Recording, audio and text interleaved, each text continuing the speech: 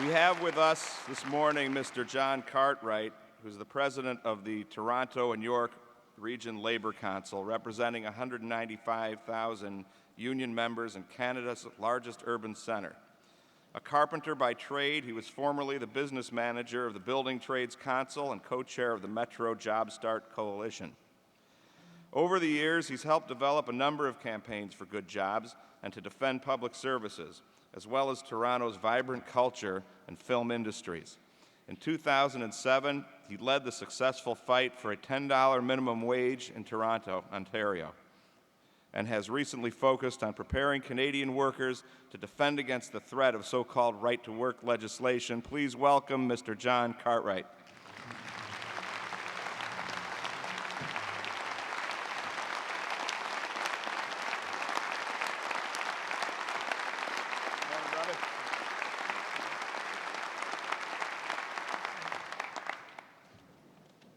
Good morning, sisters and brothers.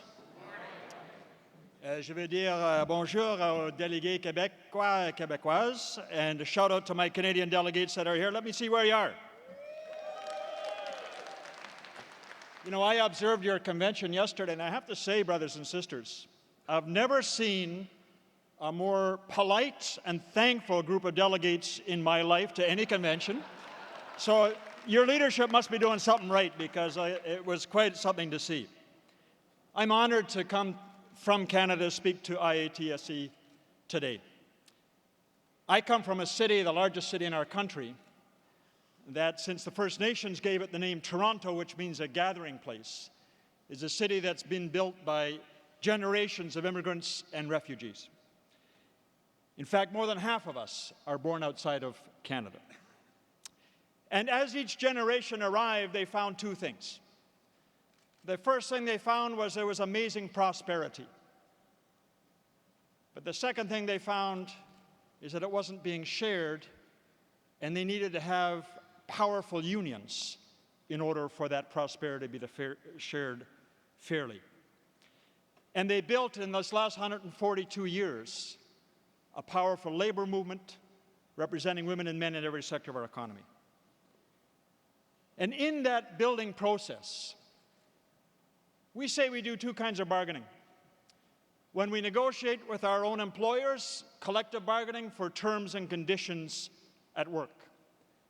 But as a movement, we do another kind of bargaining. We do political bargaining.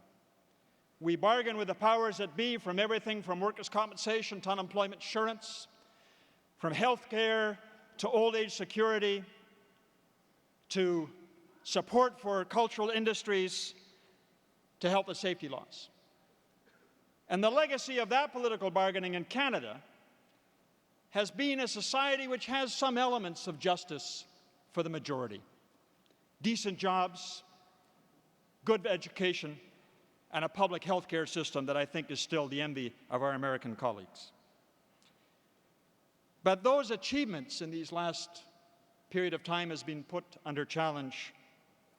5 years ago, our world was rocked by a financial crisis. And instead of rules being brought in to restrain the reckless greed of finance capital, what we got instead was austerity. And we've seen the impact across this world as the austerity agendas have destroyed jobs, destroyed communities, gutted public services, and yes, led to bankruptcies of major cities. We watched in disgust and shock 2 years ago as your newly elected Republican governors in state after state after state unleashed a barrage of anti-union initiatives. We actually brought folks up to Toronto to have the world premiere of the movie We Are Wisconsin, along with some of the rank-and-file activists who were part of that tremendous drama.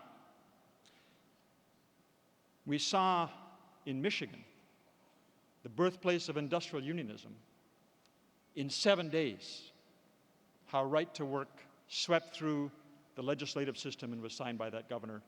And my sisters and brothers, that was a moment when alarm bells started ringing all across Canada. Because if it could be done in the birthplace of industrial unionism in our continent, we know it can come across the border and happen to us as well. And in fact, the leader of the political opposition in Ontario, Tim Hudak, a Conservative, has committed in his program to bring up precisely that kind of right-to-work legislation to our province. And our Prime Minister, Stephen Harper, is doing it incrementally, one piece at a time.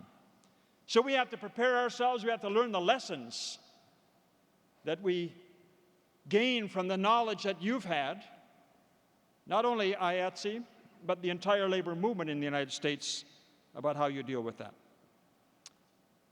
Can we respond proactively? I believe we can, and I think there's two examples I want to share with you that tell me that it's possible.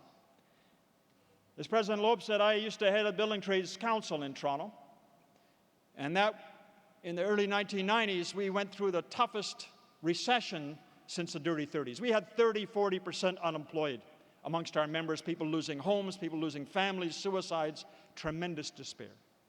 And all across North America, that slump in the real estate market meant people were suffering many of the same fates. And in most places, the building trades unions decided to kind of retreat to the strongest ground. But we had a different option that we chose to pursue in Toronto. We decided this was the time to be proactive, to go and organize the unorganized, to go into the residential sector of our industry and go to the root place where new employers and new contractors are being put together.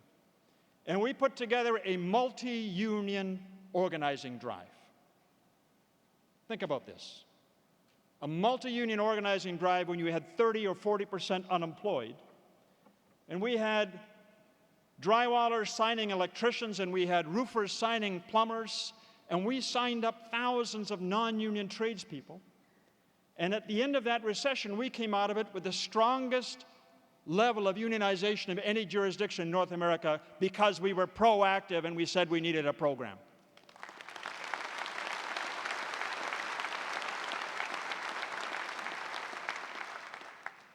And then 6 years ago, as we saw the economic restructuring leaving far too many people behind, we decided that the minimum wage needed to be raised. And our Labor Council reached out to student movements and immigrant organizations and anti-poverty groups and faith organizations and our political allies, and we undertook a mass campaign.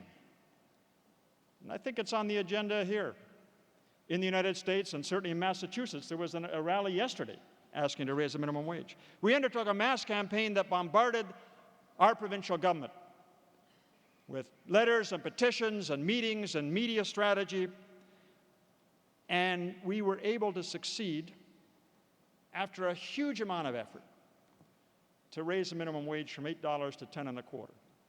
Now, people in that room, when we debriefed from that, said, you know, the politicians had given themselves a raise in the legislatures before that.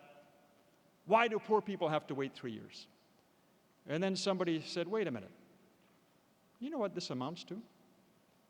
28% increase in 3 years. Now, sisters and brothers, I've been a rep since 1982. I have never negotiated 28% over 3 years for any group of workers in my life, except for the minimum wage, which increased the wages for not thousands of workers, but hundreds of thousands of workers in Ontario.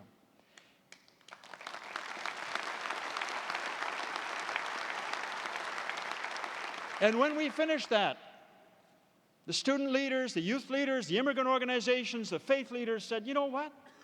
We always thought unions only looked after themselves. You guys put time and effort and money for our people, not for yours. Boy, if that's how the labor movement's going to be, next time you're in a fight, pick up the phone and we'll be there with you. And that was one of the best alliance moves we ever made, and I think we've got to figure those things out in the future. So I'm telling you these stories because I think no matter how tough the challenges in front of us, that we can win.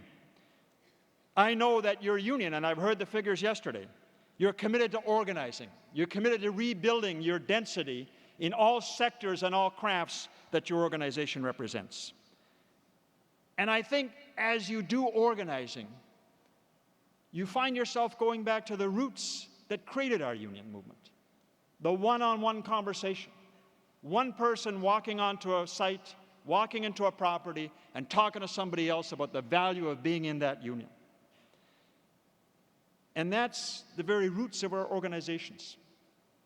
To be successful, though, we need another element. We need an alliance policy. A policy where we look seriously and have a conscious policy of building an alliance. The first alliance that you have is obviously within your industry. And I heard the president of Equity yesterday talk about the family. And I understand the brother from the Teamsters was here before talking a little feistier, because that's how they are in the Teamsters, about your family. And that's your first alliance. But the next alliance is your local labor movements. Other unions in your town and regions who can influence the political decision makers, who can influence those who are going to help or hinder your union grow and prosper. I think we've got to build local political power to defend good jobs, to raise our standards, to reestablish the expectations that our two countries are built on, that everybody should have a decent life. It's going to take a lot of work. Sisters and brothers, we're going to have to shift the political landscape back in our favor. And I don't believe the 99% of humanity should ever stop demanding a just society or economy with good jobs for all.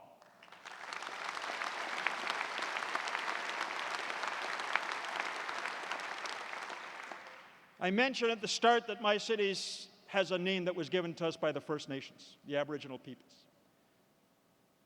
They have an approach that the original peoples in this continent had that says when you make a decision, when you decide to act today, you should think how that impacts 7 generations from today. Now, your union's 120 years old, my labor council's 140 years old. That's almost 7 generations that, one after another, people have sacrificed, have used their intelligence and their strength to build power. It's been an incredible journey. It will be a journey in front of us. And sisters and brothers, I hope that as your union, as you go back to your local unions and your regional organizations, that every action that you take, that every time you reach out and shake a hand of a sister or brother and build your union stronger and build the labor movement stronger, you're thinking about that journey we're on together. 7 generations from now, they'll thank us for building a strong labor movement in Canada and the United States of America. Thanks very much, sisters and brothers.